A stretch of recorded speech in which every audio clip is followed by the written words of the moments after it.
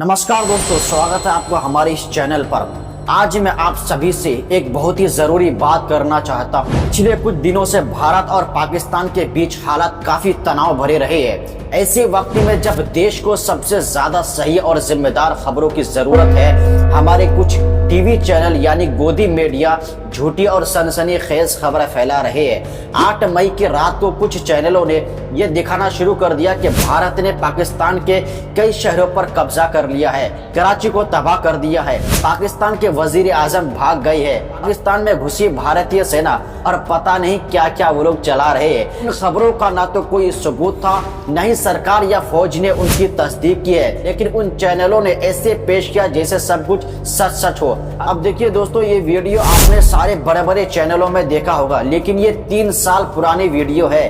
3 साल की वीडियो को अब भारत और पाकिस्तान से जोड़कर बताया जा रहा है। अब देखिए यहाँ पर जी न्यूज चला रही है कि पाकिस्तान की राजधानी इस्लामाबाद पर कब्जा। अब ये भी देख लीजिए आज तक चैनल क्या चला रहा है, जम्मू एयरपोर्ट से उड़े भारत के फाइटर प्लेन। और टाइम्स नाउ में क्या चल रहा है, पाकिस्तान में घुसी भारतीय सेना।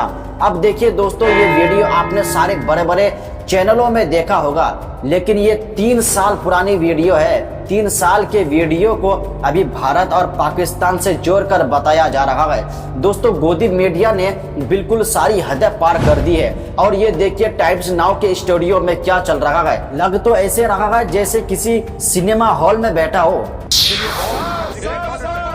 पाकिस्तान घुस गई भारतीय सेना। ये अज्ञात बॉर्डर पर पाकिस्तान के भीतर दाखिल हो गई भारतीय सेना। और देखिए मेजर गौरव आर्या को, ये इसका मतलब समझिए ये क्या है। ये अब पराक्रम का वो प्रदर्शन है जिसकी दाव खेल नहीं पाएगा पाकिस्तान। अज्ञात बॉर्डर पर कहा जा रहा है कि भारत की सेना, भारत की आर्मी घुस गई है।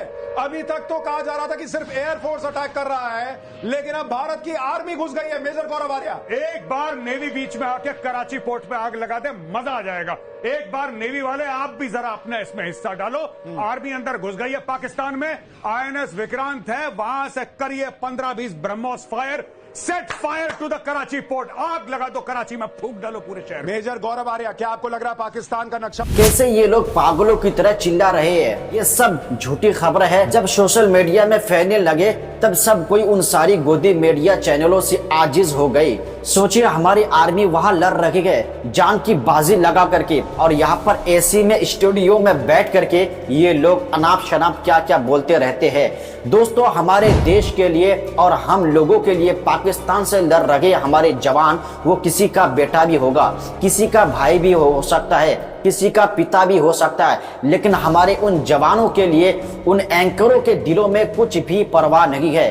उनको सिर्फ और सिर्फ टीआरपी उनको दिखाई देती है, सिर्फ और सिर्फ टीआरपी। दोस्तों, ये लोग टीआरपी के लिए किसी भी हद तक जा सकते हैं। अब सुनिए उस औरत ने जो कुछ कहा। दोस्तों, बिल्कुल दिल छू लेने वाली बात है। शर्म आनी चाहिए तुम लोगों को। जिस माँ का बेटा वहाँ बॉर्डर पे गया हुआ है, क्या उन माँ के गले से रोटी का एक निवाला उतर रहा है? टीआरपी के लिए कुछ भी करेंगे तुम लोग। कोई पिक्चर का डायलॉग मार रहा है क्या? बॉर्डर पे कोई कंप्यूटर से में लड़ाई चल रही है क्या? रात रात भर जागते हैं, भगवान से प्रेयर करते हैं वो लोग, और तुम टीवी पे अपनी टीआरपी के लिए कितनी बकवास किए जा रहे हो। तुम सुधरने वाले नहीं हो। टीवी वाले पैसे के लिए कुछ भी करोगे, कुछ भी बोलोगे, लेकिन देशवासियों से अपील करती हूँ, टीवी चैनलों की बातों पे भरोसा ना करें। तो वहीं पर अकेले ट्विटर में मोहम्मद जुबैर छाए हुए हैं। एक तरफ गोदी मीडिया की पूरी टीम झूठ खबर फैलाने में लगी हुई है, तो वहीं दूसरी तरफ उन झूठ खबरों को एक्सपोज कर रही है। और देखिए अब रवीश कुमार को क्या कह रही है मोहम्मद जुबैर के बारे में। उसके बीच ऑल्ट न्यूज के फैक्ट चेकर मोहम्मद जुबैर ने कमाल कर दिया है। वे न सिर्फ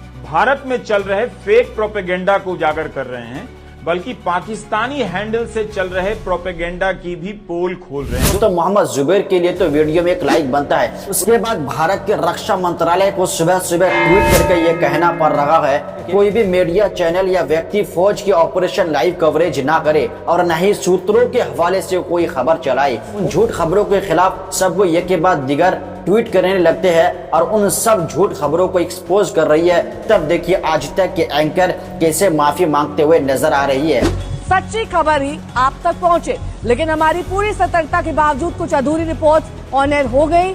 इसके लिए हम आपसे माफी चाहते हैं। हमारा आपसे और सरकार की ओर से यह बात कही जाती है कि आप लोग सिर्फ और सिर्फ वही खबर चलाइए जो इंडियन आर्मी की तरफ से कही जाती है, और सरकार की तरफ से जो कुछ कही जाती है आप लोग सिर्फ उसी को चलाइए। इससे साफ है कि मीडिया की गैर जिम्मेदाराना हरकतों से सरकार और फौज दोनों को परेशान हो रही है। दोस्तों, भारत के राजदूत दुनिया भर के चैनलों में जाकर के बड़े तहम्मुल और दलील के साथ भारत के मौकिफ रख रखे गए और साफ कह रहे हैं कि भारत का युद्ध आतंक के खिलाफ है, पाकिस्तान के खिलाफ नहीं। लेकिन हमारे चैनलों ने तो युद्ध का माहौल बना दिया है जैसे कल ही भारत ने पाकिस्तान को खत्म कर दिया हो। लेकिन सोचिए, अगर वाकई भारत ने कराची पर कब्जा कर लिया होता तो क्या सरकार खामोश रहती?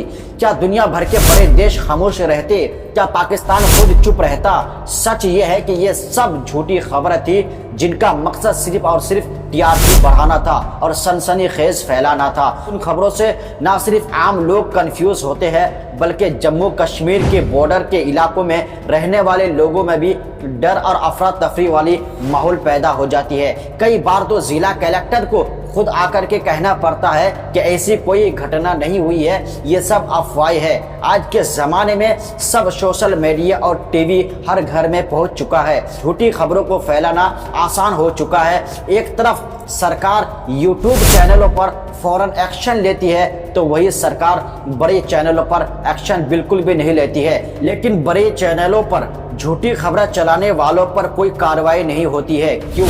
आखिर सवाल दोस्तों ये तो है कि आखिर क्यों नहीं होती है? मीडिया का काम है कि सही और सच्ची खबरें देना, ना कि माहौल को गर्म करना या लोगों को डराना। कारगिल युद्ध के वक्त भारतीय मीडिया की साख इतनी मजबूत थी कि पाकिस्तान का प्रोपेगेंडा तक नहीं पाया। लेकिन आज गोदी मीडिया ने अपनी ही विश्वसनीयता को खत्म कर दिया है। हमें समझना होगा कि झूठी खबरों से ना तो देश का भला हो सकता है ना ही फौज का।